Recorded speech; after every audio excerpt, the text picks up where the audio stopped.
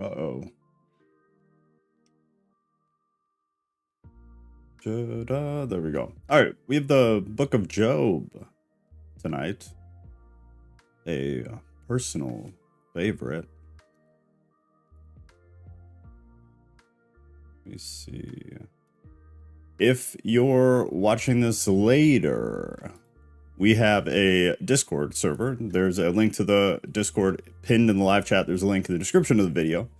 We do a number of these live streams every week, from weird, obscure topics, just because we like to, like this week, man. This week, having a hard time with this week, because we were talking about Christian mental health, I believe, is what won here. Mental health from a Christian perspective. How to cope with the world. Which I don't have the answer.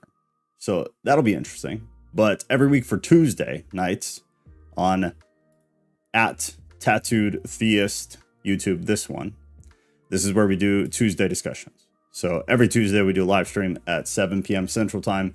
We did the Gospels last week, historicity, the lovely person of Marcion of Sinope. The week before, Gnosticism. The week prior to that, miracles, meditation versus prayer, all kinds of fun stuff. That's Tuesdays, 7 p.m. Central Time. And so whatever is voted in is what we talk about, which is why this week I'm looking forward to it, but God, it's not my jam. So it'll be very interesting. I will do the best I can to facilitate and, at the very least, very interesting conversation.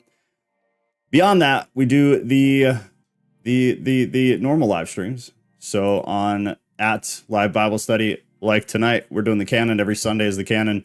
Every Thursday is the Apocrypha. And then every Saturday now, save this Saturday because my house flooded. Not bad, but we had minor flooding, plumbing issues. We're doing non-canonical stuff, which currently is the Gospel of Truth, which is a Valentinian Gnostic gospel, which has been very good. But if you join Discord, there's an events page that'll show you all that fun stuff. And then also it's just a great community of people like David. Like David here. Evening all. Look forward to learning from you all tonight. Love each one of you, David. We love you.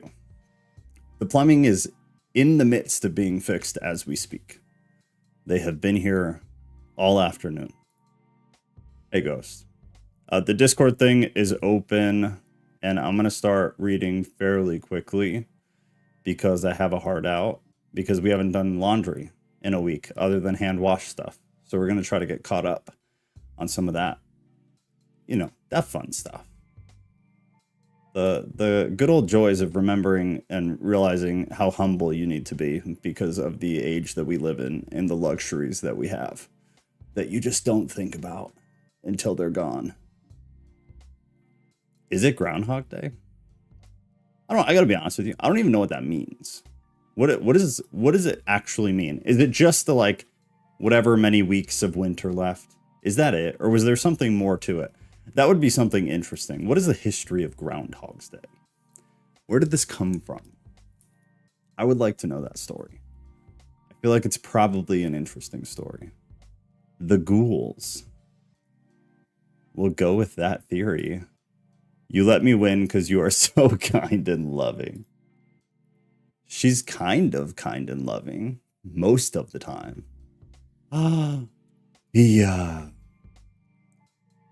The true has arrived.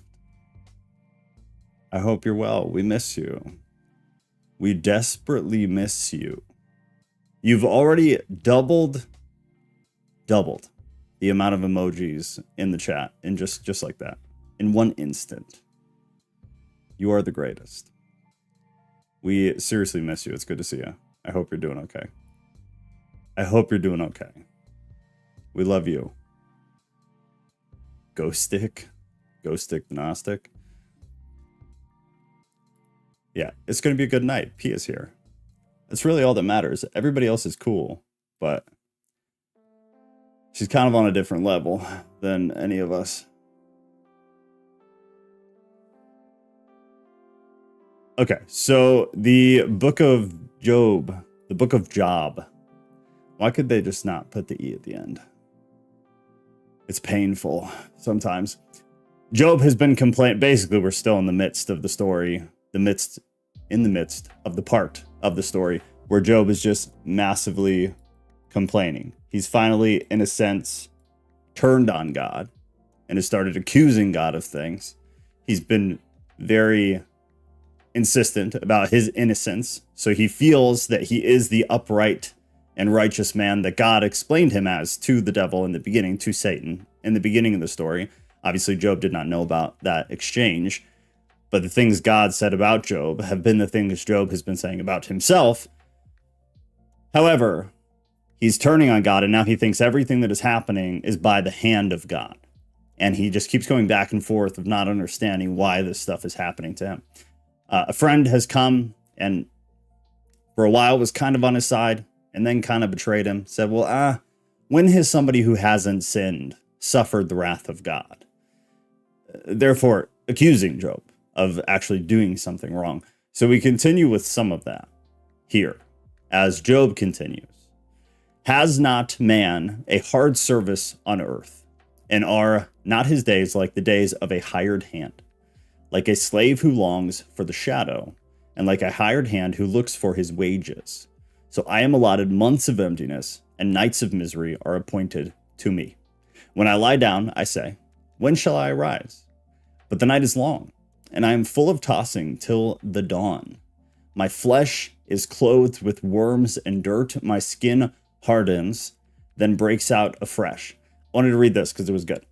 The true nature, the exact nature of what Job is dealing with, I think we brushed on it last week. And actually, did we already read this? No, I don't think so.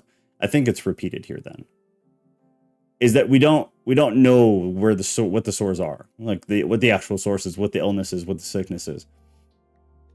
But what we can gather from the text is that they would break open and scab repeatedly. So it kind of gives this illustration in a sense of like this repeating issue, this repeating pain that he's going through. The affliction made it difficult for him to sleep. That was in verse 4 right there. Either because of irritation or from pain. So either way, it's a recurring thing. He's dealing with it over and over again. And it's kind of instilling this concept of continual suffering for Job. My days are swifter than a weevil's shuttle and come to their end without hope. Remember that my life is a breath. My eye will never again see good. The eye of him who sees me will behold me no more. And this was interesting too. So what it says is Job addresses God directly and asks him to respond to his affliction, addressing God directly. In this case, by ignoring him so that he may die. Calls for God to remember. Calls for God can be found throughout all of the Old Testament, obviously. These calls sometimes appeal to God to remember his attributes or his mercy. This is interesting because this is very true. And if you look at it, if you look into some of these, you see it as a recurring theme where characters in the Old Testament will call upon God to remember who he is, which is just, it's an interesting dynamic. Calling on God of the Old Testament to remember that you're merciful. Remember that you love your creation. Remember who you are, what your characteristics are, what your attributes are. Remember your mercy, oh God, is found in like Psalms, 2 Chronicles, Nehemiah, and Proverbs too. It's just an interesting kind of dynamic between the characters and between the deity. It's very, very interesting. While your eyes are on me, I shall be gone. As the cloud fades and vanishes, so he who goes down to Sheol does not come up. He returns no more to his house, nor does his place know him anymore.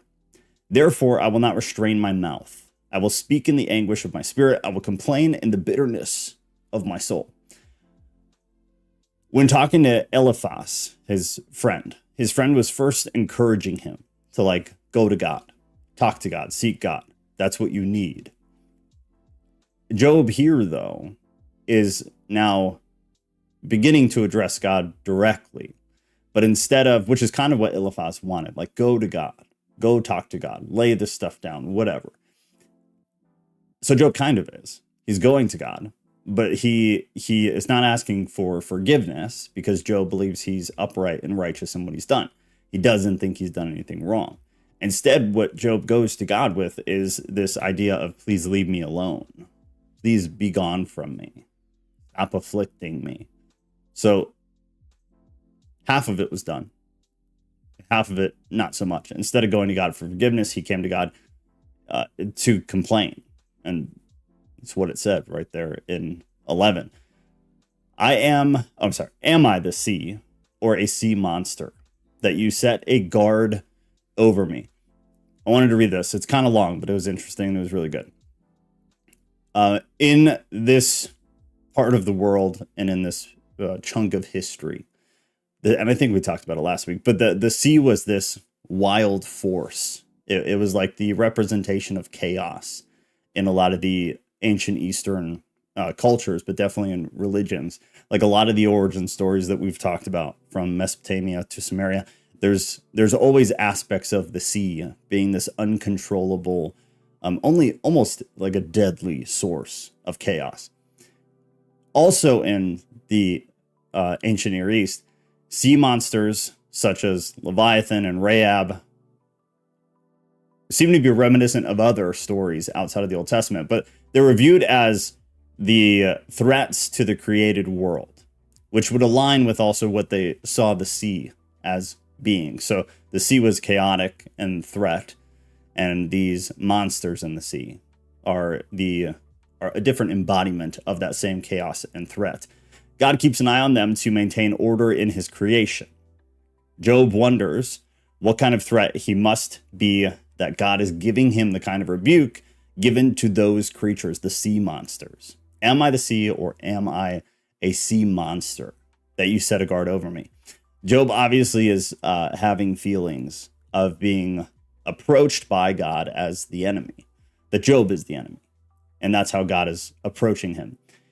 So he's sarcastically talking to God, saying, why are you watching over me in this manner, in this way, as if I am this thing that I am not? When I say my bed will comfort me, my couch will ease my complaint.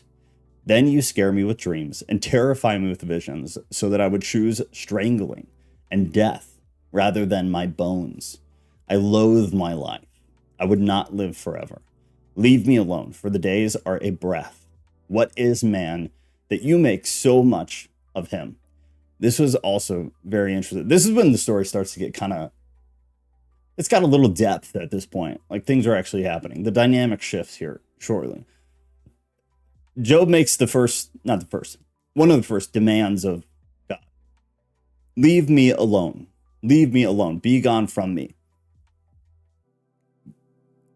Still feeling righteous, because he still feels like he hasn't done anything wrong. Still feeling like God is the one who is afflicting him. Whereas we on the outside know that the involvement of Satan is obviously an important part of the story.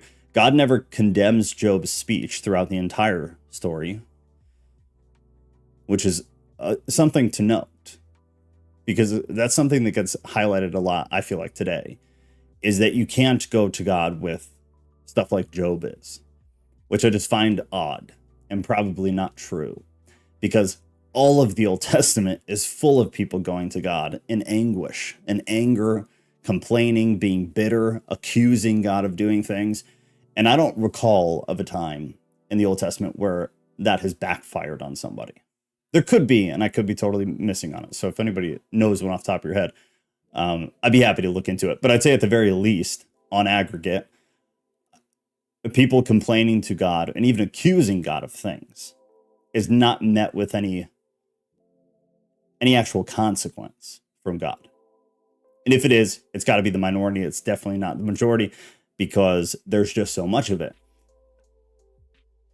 And then it's interesting to see the dynamic later, but God never throughout the whole entire story gets mad at Job for the way he chose to speak to him, which I think is kind of funny, because when we first started doing this, the Tuesday podcast, when it used to be on Thursday, we added prayer to it, and everybody tried to push me to speak how I normally do. They're like, just swear. Because sometimes I'd almost say something, because it'd be something heavy, be talking about something or praying about something heavy, and I'd almost swear, and I'd stop myself, and they'd be like, dude, just let it out. Just let it out. But I know it offends some people. But I just find it interesting. God doesn't get mad at Job for this, ever, throughout the entire story. He doesn't. What is a man that you make so much of him? This is from, or at least is similar to, Psalm 8:4, which said, what is a man, you are mindful of him, and the son of man, that you care for him. It's Psalm 8:4. The author of Psalm is marveling. This is out of Logos. Is marveling that God is so majestical, and that his glory would be concerned with humanity at all. Job laments God's concern for humanity, since it is crushing him. So you have this opposing dynamic of a very similar phrase, where out of Psalm it is a marvel of God and how much he's involved in creation. And here in Job, it is a lament that God is so concerned and involved with creation because of what Job is obviously experiencing. And that you set your heart on him, visit him every morning, and test him every moment. How long will you not look away from me, nor leave me alone till I swallow my spit? If I sin, what do I do to you, you watcher of mankind? Why have you made me your mark? Job continues to feel innocent. He is now again making a demand of God to know what he's done. He wants to at least know what he's guilty of. Why do I deserve what is happening to me? Job felt God is specifically targeting him for something. And it's just painful to watch, because we know from the outside it's not the truth. Oh, look, it's Heidi. Hey, Heidi, it's good to see you. It's been a minute. Glad you're here. Why have I become a burden to you? Why do you not pardon my transgression and take away my iniquity? For now I shall lie in the earth. You will seek me, but I shall not be. So it continues on. 29. Beautiful. It's kind of funny here, because he keeps being very wishy-washy. He's being very human, where he is in one breath saying, I've done nothing wrong. I am innocent. You are targeting me for no reason. And then says, why do you not just tell me what I did? Why do you not pardon the transgression? Why don't you wash away the sin? Right after saying he has no sin. It's a very human reflection of what a person would probably actually go through. It's not this whimsical emotional stability that some of the other stories reflect. It's very human. I like it. It's very real. It's one of the reasons I like this story. Chapter 8. Bildad speaks, Job should repent. Then Bildad the Shuhite, we are Job t-shirt idea. That would actually be a great idea. I wish I had it in me to do stuff like that. That'd be a great idea. Good Job reading the scriptures. Love it. It's always good. Job always puts your own life in perspective, I feel. How long will you say these things, and the words of your mouth be a great wind? Does God pervert justice, or does the Almighty pervert the right? A couple of things here. Bildad from Shua, which is a location unknown. This is one of the many places in the Old Testament where there doesn't seem to be corresponding literature to help give us direction on where this place was, the Shua, because he was Bildad the Shuhite. Location unknown. Shua is listed as a son of Abraham and Keturah, which is interesting. And it's one of the weird things you don't really hear people talk about. It's kind of an important thing, though. That's an important line. So, genealogy-wise, it's interesting. And that is pulled from Genesis 25:2. When we got some of that long genealogy, it was actually in there. Does God pervert justice, or does the Almighty pervert the right? This concept of divine justice is going to become the main argument for Bildad. However, he mistakenly expands this to belief in divine retribution, where any misfortune is evidence of God's judgment, which we got touched on by the last friend, because there was some of that too. You're not going to experience these things from God. He'll protect you from them if you're living right. If you're not living right, then it kind of makes sense that these types of things would happen to you. This friend is going to have a very similar thing. Divine justice versus divine retribution. If your children have sinned against him, God, he has delivered them into the hand of their transgression. So now pulling the kids back into it again. A very rude, at the very least, a statement about divine justice. If your children have sinned against him, he has delivered them into the hand of their transgression. He's given them over to it. He's expressing that anyone who's experiencing pain in life, bad things in life, any sort of disaster, it is the result of sin. You are reaping what you sow, seemingly definitively, and that there's no potential catastrophe that happens for no reason. That it is all brought on by you.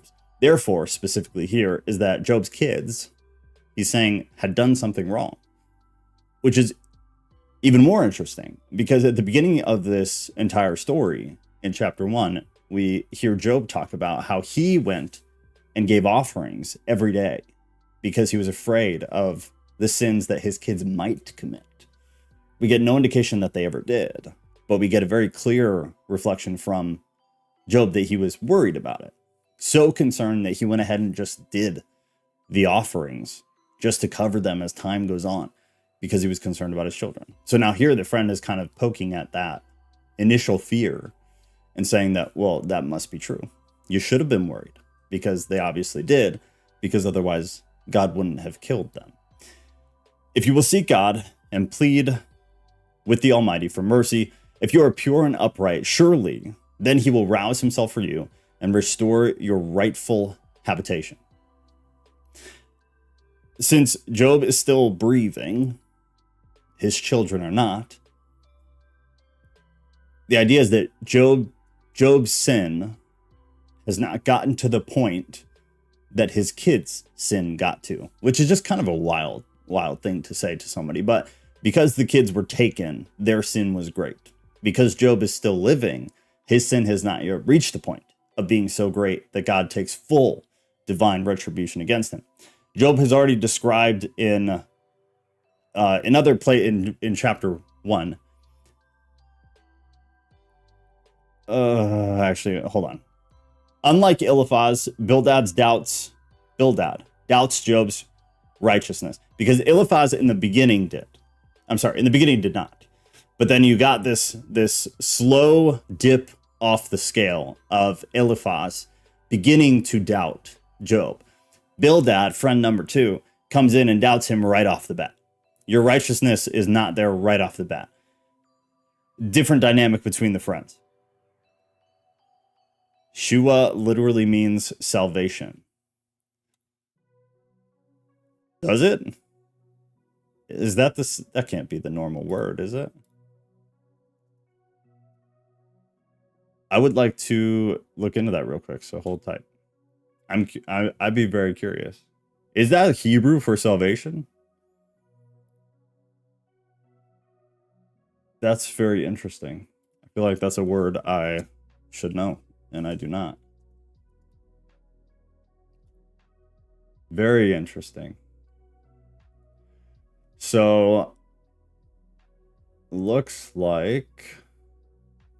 And what's the spelling for that? Because I'm not getting that. I'm getting... Can mean wealth, cry for help, depending on how it's used in Hebrew. It's got to be a different spelling then, right? That's all I'm getting for Hebrew. S-H-U-A. And just wealth or a cry for help, depending on context. And it looks like the only times we have the word at all are in Genesis, and then First Chronicles, and then Job. Anything else you have on that? I'd be very curious. Because that's a word It's a word you should know. That's a word everybody should commit to memory, if that's the case. Very interesting, though. And though your beginning was small, your latter days will be very great. There's I just want to read this, actually, because this is well said. An ironic foreshadowing of what happens later to Job is that your latter days will be very great. Ironic foreshadowing. Not because he listened to Bildad's counsel, but it just so happens the story plays out that way. Your latter days will be very great. For inquire, please, of bygone ages, and consider what the fathers have searched out. For we are but of yesterday and know nothing. For our days on earth are a shadow. Bildad's, he's pulling from traditional wisdom teaching of the time.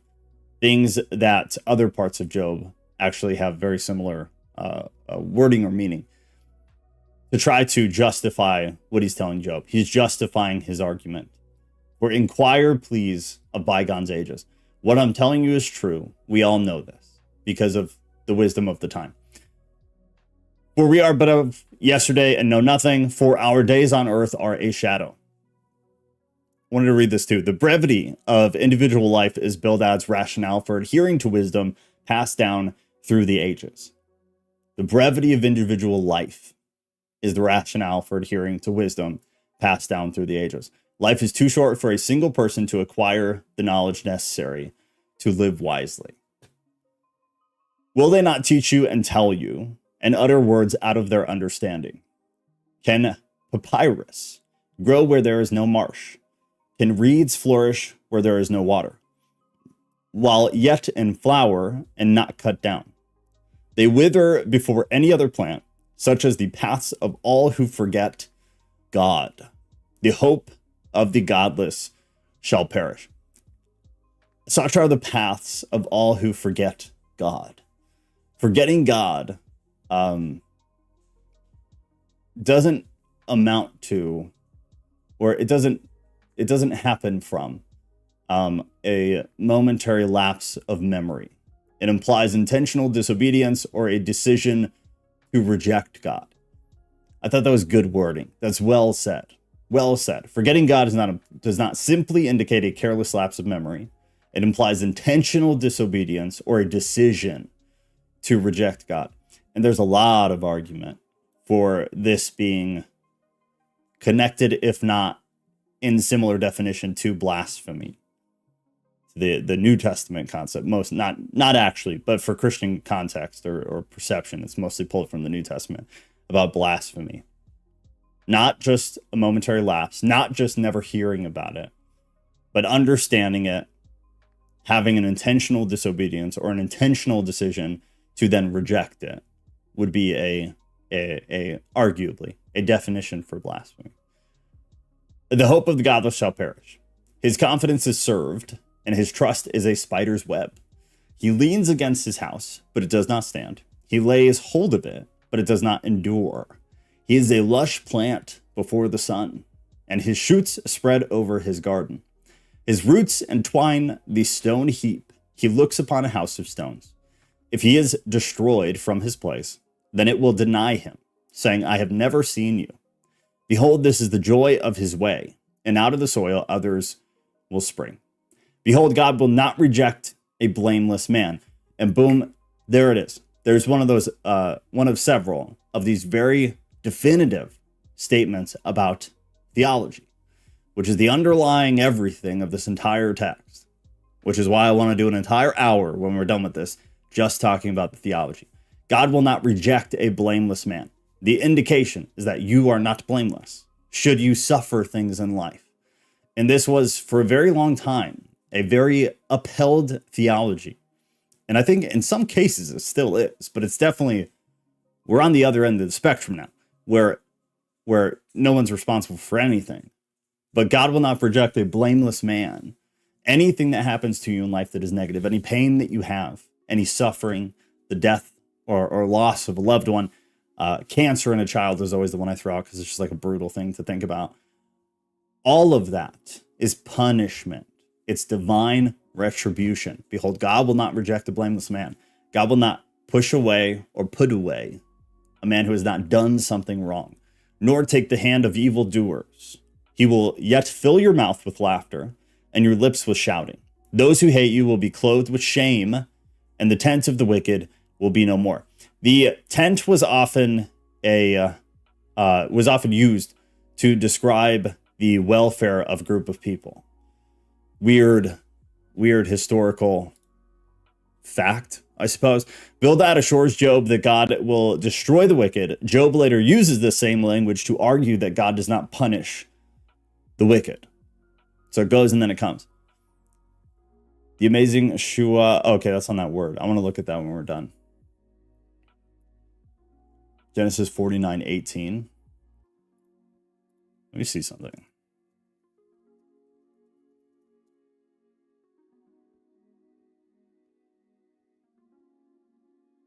Now, I want to pull up the Hebrew here real quick. So just hang tight. Uh-oh. Not that. There we go.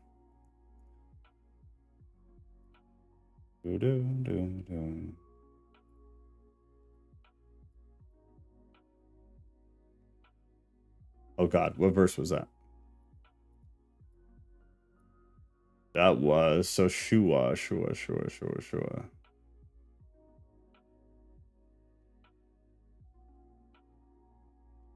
The beginning, right? There it is. Okay. So it's 8:1. 8:1, and then the Hebrew. So is that transliterated? Yeah, so the manuscript transliterated has it as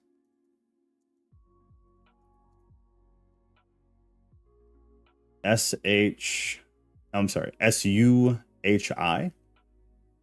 Is that correct? Heidi, don't you speak Hebrew or something? I know you're French, if I remember correctly, but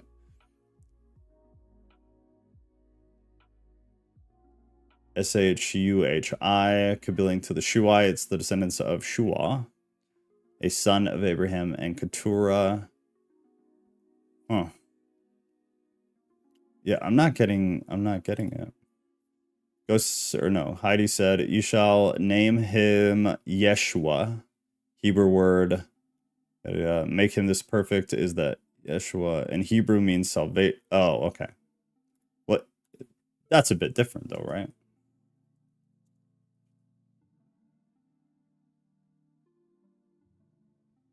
Yeah, so Yeshua would be different than Shua. But I get where you're coming from.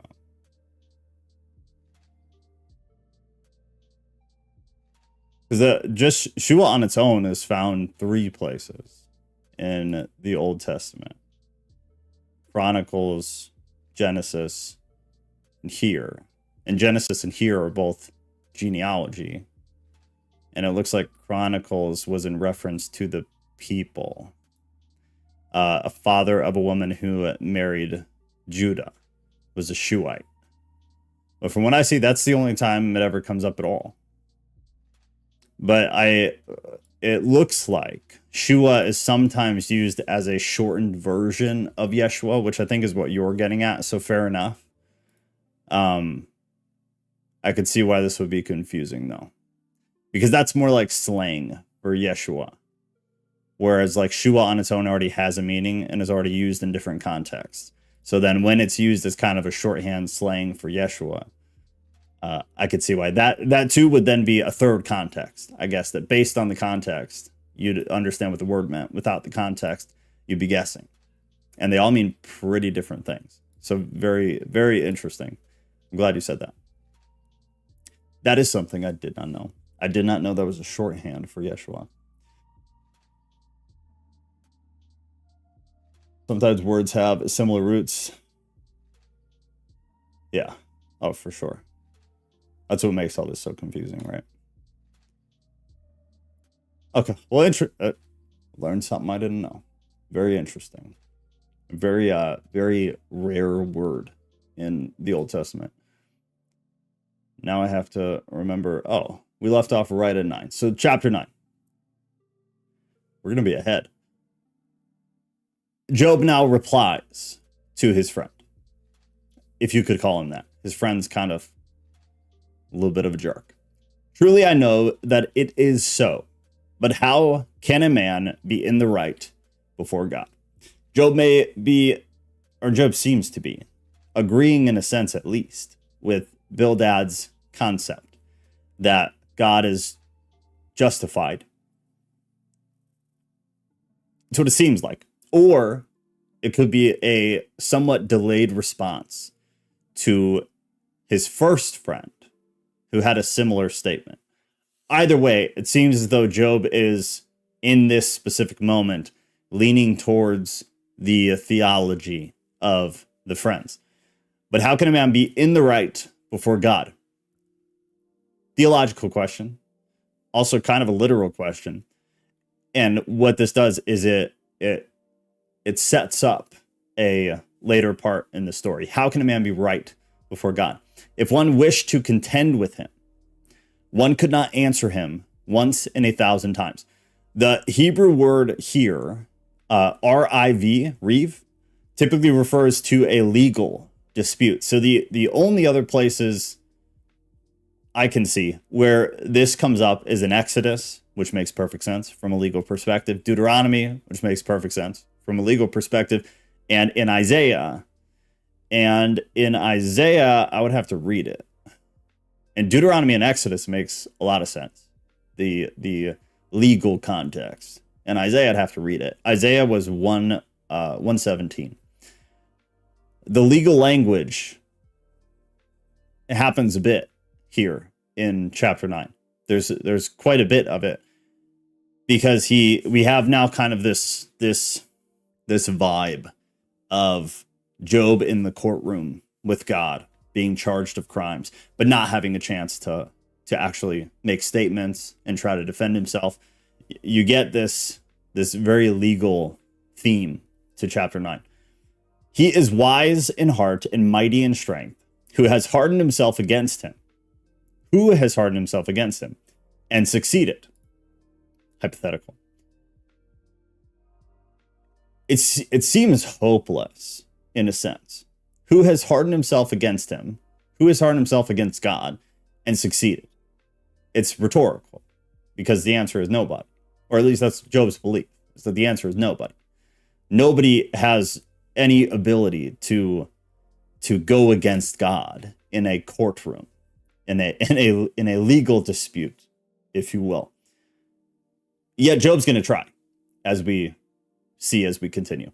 He who removes mountains, very common imagery in the Old Testament and the New Testament. Paul was real big about the mountains. Jesus was big about the mountains.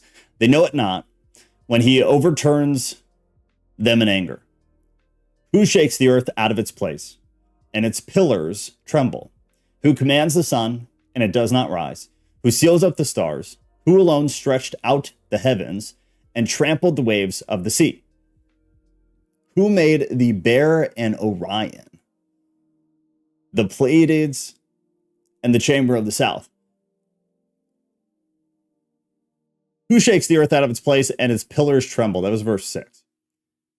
I want to read this. I want to read a few things, actually, because there were some interesting takes here that I actually really like.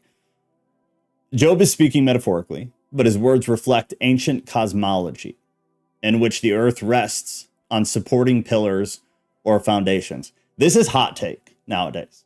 This is like old earth, young earth creation stuff, where people are very split about interpretation on things like this. This is flat earth, the four corners comments in the Bible.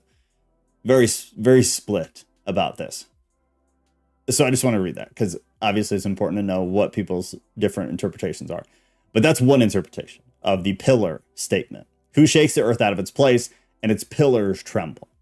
This is a commonly used flat earth argument.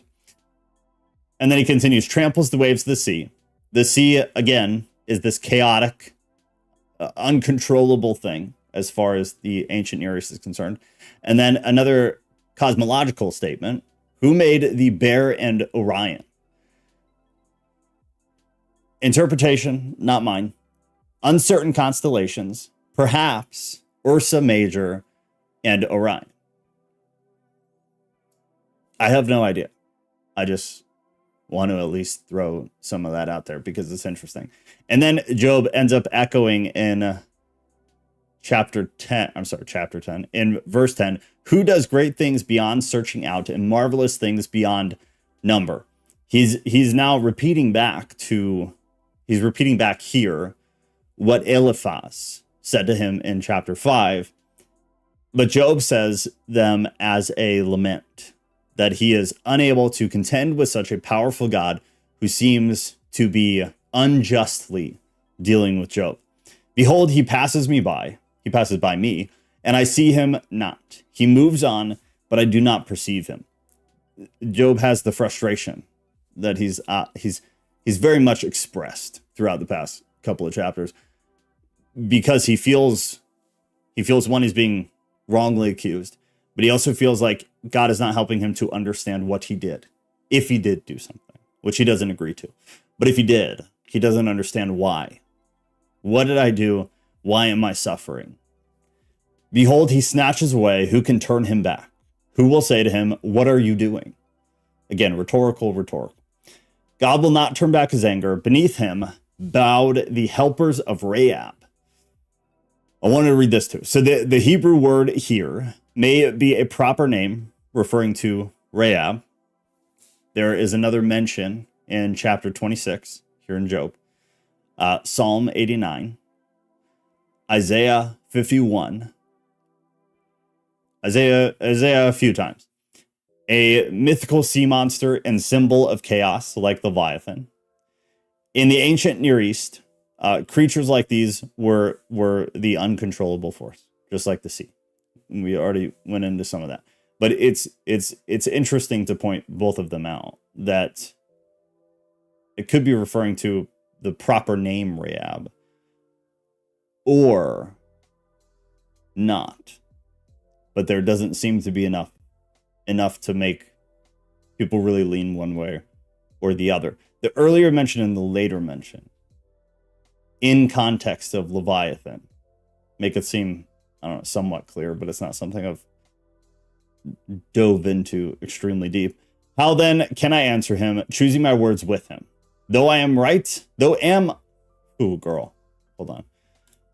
Chamber of the South might also mean chamber of power. Chamber of the South is probably an ancient idiom. I'm not sure what it means, but I guess it may be related to guff. Where was Chamber of the South? Did I just read right past that?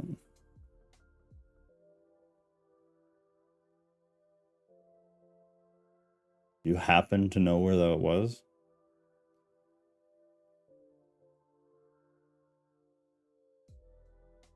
I'll look back. Chamber of the South. All right, I made a note. I want to look at what you're talking about. I must have read right past that. It did not connect with my brain at all.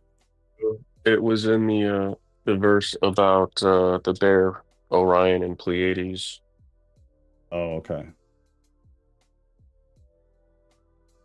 Because, the bear, Orion, and they're very celestial things, and then all of a sudden it just talks about the Chamber of the South. So it kind of is associated with some kind of celestial something or other.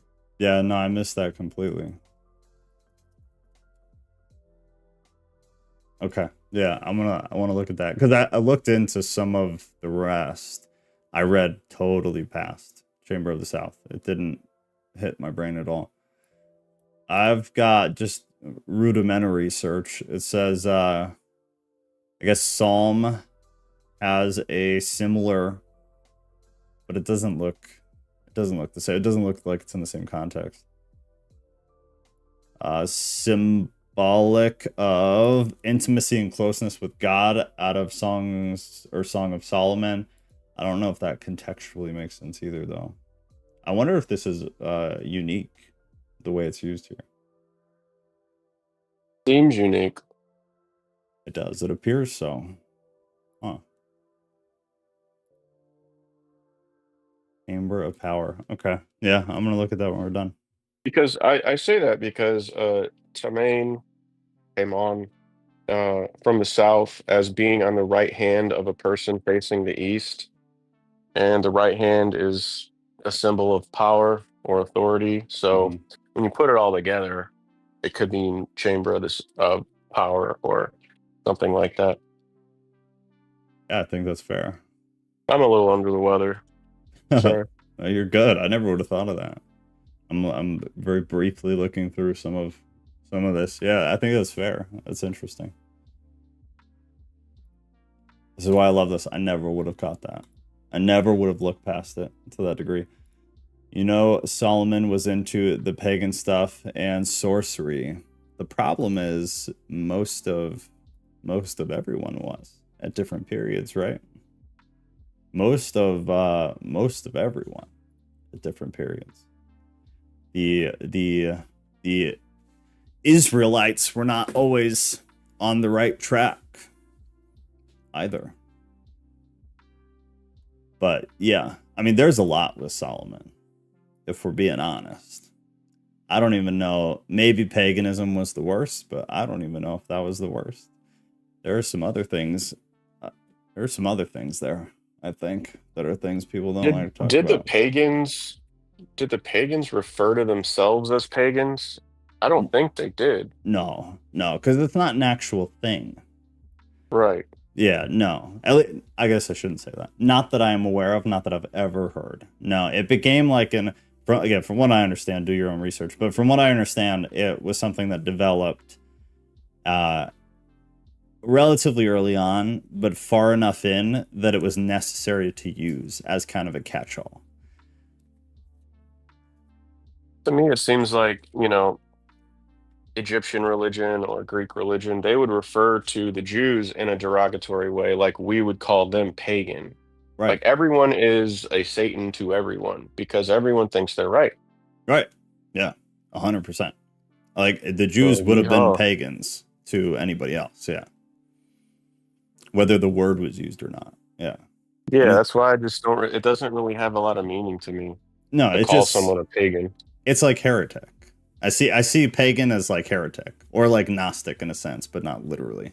It's just a catch-all term to try to make it's a catch-all term that caught a wave and then is used to be derogatory. That doesn't actually mean anything. Just means different.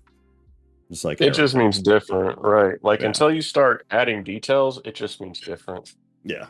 No, without a doubt. But it's so hard. Even myself, for sure. The minute I hear pagan, I have all sorts of preconceived notions. And then I have to pull back and be like, wait, not so. Yeah, It's hard. Yeah. because different isn't like a qualitative word. You don't know different how. Just saying different isn't enough. No, yeah, it means nothing. Different can be literally anything, positive or negative. It's full spectrum. Yeah, that's totally true. Heidi said, but Solomon began with Yahweh, then turned to all the pagan religions. First Kings says Solomon had 700 wives, princesses, and 300 concubines. So is the number there what's wrong, or is the fact that he had multiple wives wrong? Because most of the Old Testament is polygamy, including concubines. So I'm not sure. Again, Solomon's got problems. I wouldn't put his problems, paganism for sure, or paganism, false idol worship and things like that is one thing. False worship or worship of false god would be one thing. But there was other stuff. And I wouldn't even include the wives and the concubines. I mean, that was normal. The number, sure, maybe abnormal.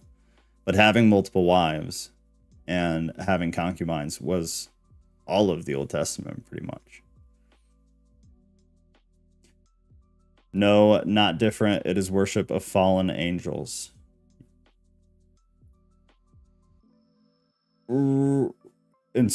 No, pagan is not worship of fallen angels.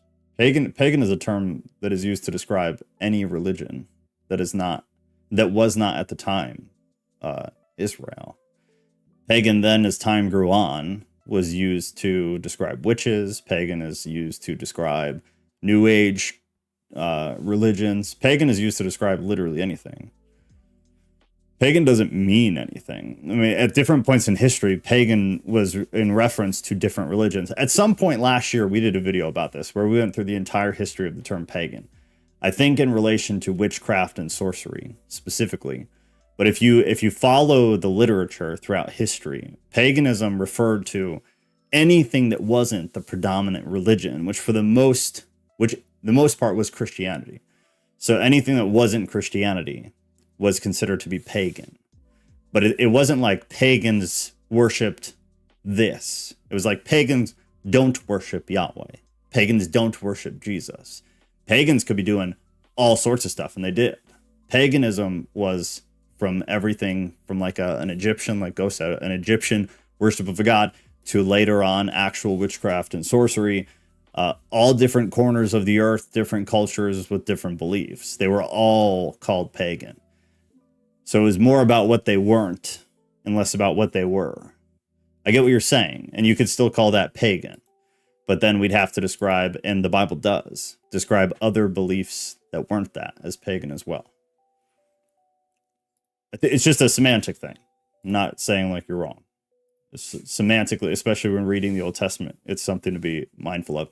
And then even into the New Testament, is to be mindful of, because it's used in different contexts. So we can't say it's like the worship of one deity, because it's just not. It's the worship of anything that is not considered to be the truth by a Jewish Christian standard.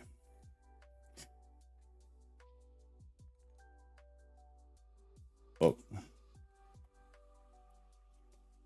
No, pagan is the worship of all fallen angels who mixed with the daughters of men, Genesis 6. That would be considered pagan, yes. But so is everything else that was considered or called pagan in the Old Testament. You're not wrong, but you're limiting the word to one thing, and that's just not how it's been used throughout all of history. That's all I'm saying. Today, a pagan is someone who does not belong to your denomination. That is 100% true, yes. That is so true, David. So pagans to Catholics would be Protestants, yes. They call them heretics all day long. All day long. And the term pagan is used on Twitter. Not as often as heretic, but it's used. If you did a search on Twitter for pagan Catholic or pagan Protestant, you will absolutely find them calling each other those things. The word pagan comes from the Latin meaning villager or peasant.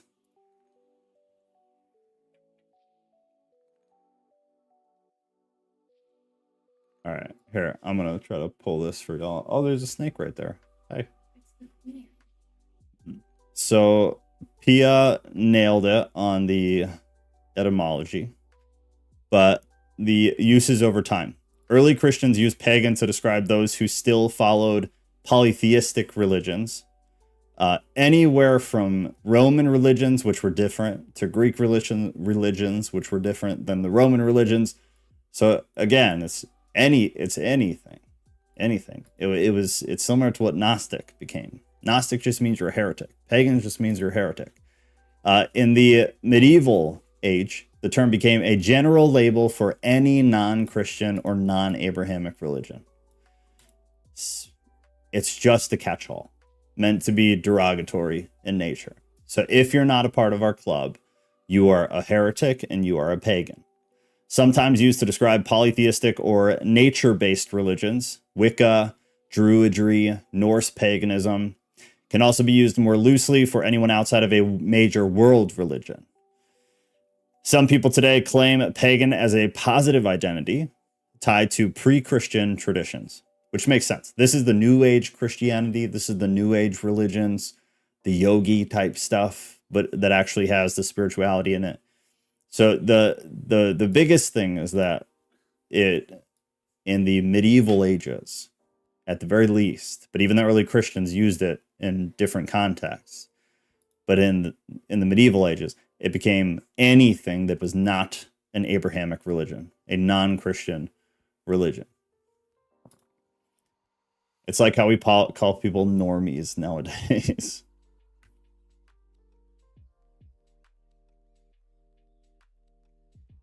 There are many God. Whoa, what? No, I am not any denomination, but read and believe scriptures, prophets of Yahweh and Christ.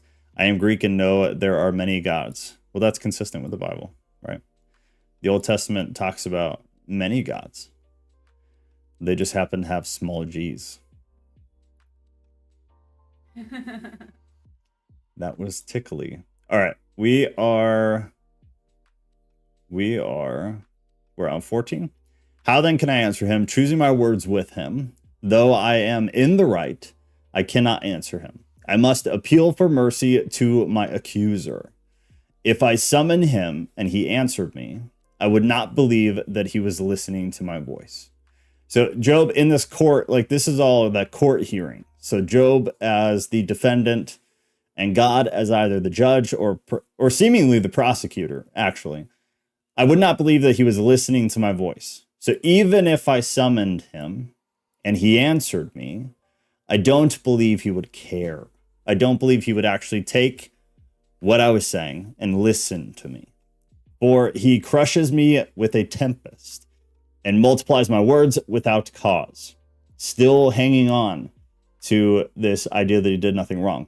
He will not let me get my breath, but fills me with bitterness. If it is a contest of strength, behold, he is mighty. If it is a matter of justice, who can summon him? Though I am in the right, my own mouth would condemn me. Though I am blameless, he would prove me perverse. So now he's not only saying that he's innocent, he's not only saying that God is prosecuting him, but he's saying that though I am in the right, my own mouth would condemn me. Though I am blameless, he would prove me perverse. So even though I have done nothing wrong, even though I am innocent, even though I am blameless, God will prove me perverse. He will continue to accuse me of wrongdoing. I am blameless. I regard not myself. I loathe myself. I loathe my life. It is all one. Therefore I say, he destroys both the blameless and the wicked. So now he's saying God is just evil. Because not only, like his friend said, God blames those who are wicked. Job is saying he destroys God, destroys both those who are blameless and those who are wicked. When disaster brings sudden death, he mocks at the calamity of the innocent. God is evil. God is evil. He mocks at the calamity of the innocent. The earth is given into the hands of the wicked. He covers the faces of its judges.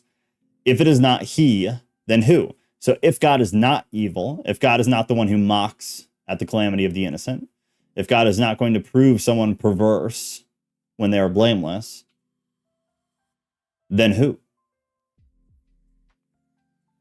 My days are swifter than a runner. They flee away. They see no good. They go by like skiffs of reed, like an eagle swooping on the prey. If I say I will forget my complaint, I will put off my sad face and be of good cheer. I become afraid of all my suffering. For I know you will not hold me innocent. I shall be condemned.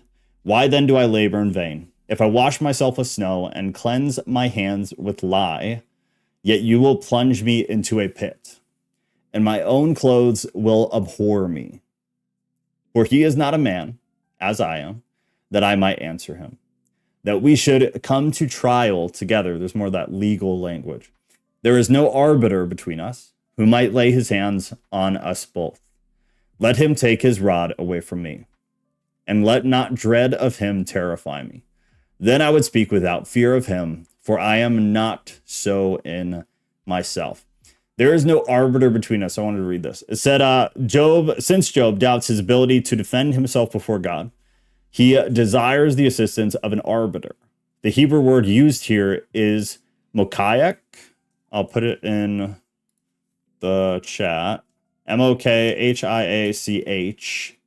is the word. This theme continues through the rest of the dialogue and is especially important in chapter 16. When there is, I believe, it's when a lot of the court legal style language comes back.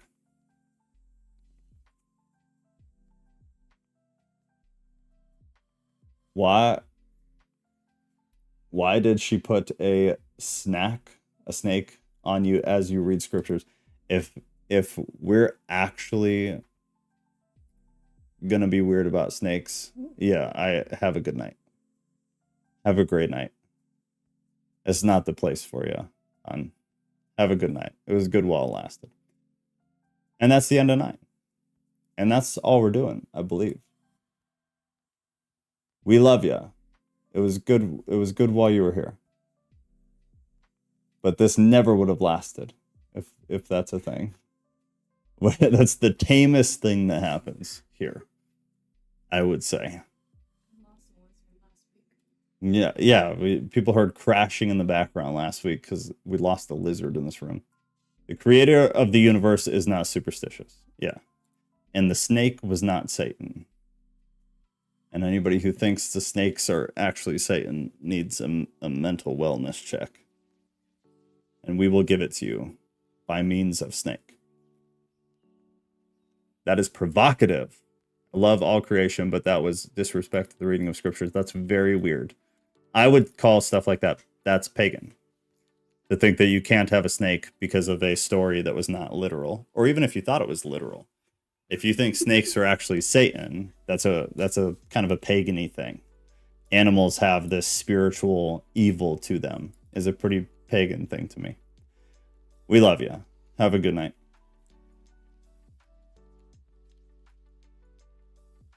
All right, I'm trying to see or think if I had anything for after this stuff, but I don't think we did. You don't think snakes are evil? Well, here's the thing. Here's the thing. Then what's the problem? If they're not evil, what's the problem? Because we have a bit of fun, and the girls in my house like creepy crawly snakes and lizards and stuff. There's something wrong with that. What if I had a dog? Would you have felt the same way?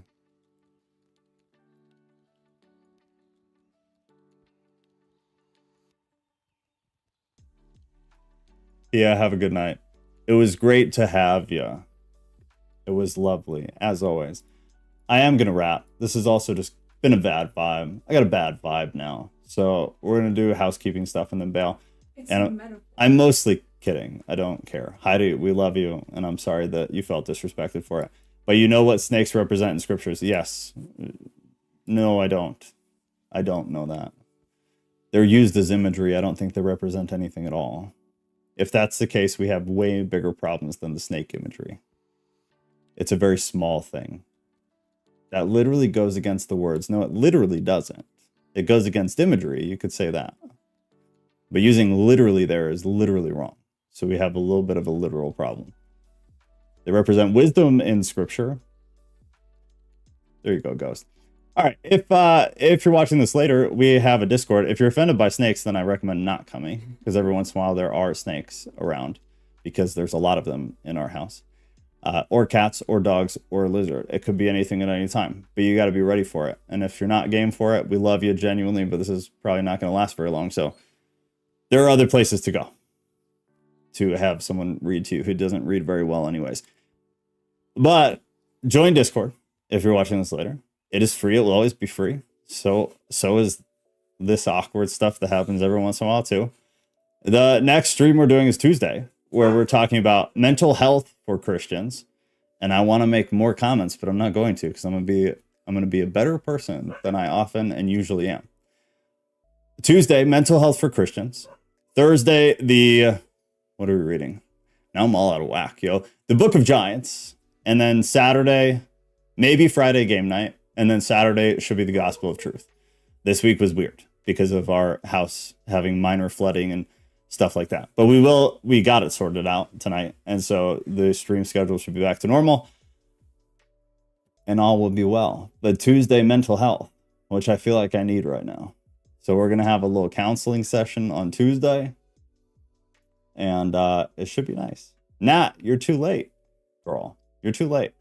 And you missed something. So check that out.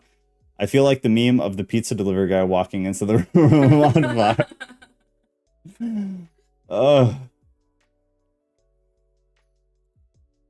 Heidi, you don't need to respect me.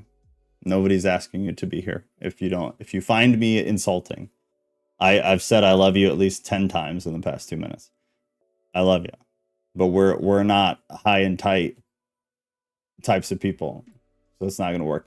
We love you, and I hope you come back at some point. The snakes are a rare thing, but they happen. It is what it is.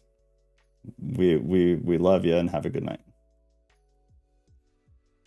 S. Mill, snakes were the givers of water, rain, and fertility in the prehistory. S. Mill, it's so good to see you. I'm sorry that we're bailing now, but it's very good to see you. I was really happy to see you came to Discord, because the last time you were on, it was very apparent that you and I have some things to talk about. The snake told the truth. God fibbed to Adam and Eve. Damn. That's true. That's true. The bookies.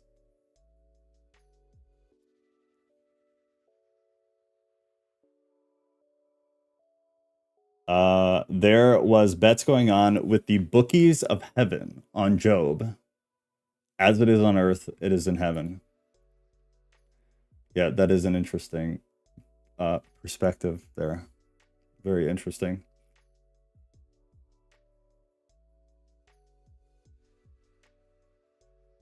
Things don't bother me. It was just a very weird thing to do as you read scriptures. Well, that's not what you said, though, and the comments are there. You said what you said. You have a spiritual inclination to whatever the problem was with that happening, and that's something that only you can deal with. Whether you feel that's how that should be, and if you do, that's all good. But I can assure you, nobody here has or applies or attaches spiritual ties to things like that. Can I jump into frame real quick? Well, we love animals too, and that's why there's snakes here. That's why our house is full of them. And I want to be very careful. There's just nothing wrong with that. There's nothing wrong with having my wife sit next to me while we do stuff like this, especially because I do so much of this that her and I lose a lot of time every week. So I don't think there's anything wrong with her coming over and hanging out with one of the pets that she doesn't see very much, or with me that she doesn't see very much. I don't see anything wrong with that. And I find it a bit crass to try to shame somebody for that, if I'm being blunt. Poor pet snakes were guilty by association. As well as the snakes that help our ecosystems as well. It's They're true. pretty important. It's true. Some things don't mix. See, that's a weird spiritual thing. To say some things don't mix, to say something God created does not mix with a scripture that God created, that's a weird thing to say. It sounds like a personal preference that you're trying to make into something that is bigger, and I don't personally like that. I don't like to do that to people, so I don't like it done. You can have your preference, and that's fine. You can say, I don't like you doing that, and that's fine. But to say some things don't mix, making it sound like it's an objective thing, is just not true. That's not true. They don't mix for you. So if you don't like to watch Bible study where a snake randomly pops up, I totally get that. I probably would never watch that either, if I'm being honest. But I would never tell the person that those things don't mix. I would say, this is not right for me, and I would leave. That would be my approach, personally. Snakes protect art. Now this has just become a snake stream. So I'm going to bail, and maybe we'll talk in Discord later. Is it snakes specifically, or would there be an issue with petting a dog? That was my question earlier. Yeah, if I had a cat here, would it be a problem? If I took the lizard out, would it be a problem? If I had a dog in my lap, would it be a problem?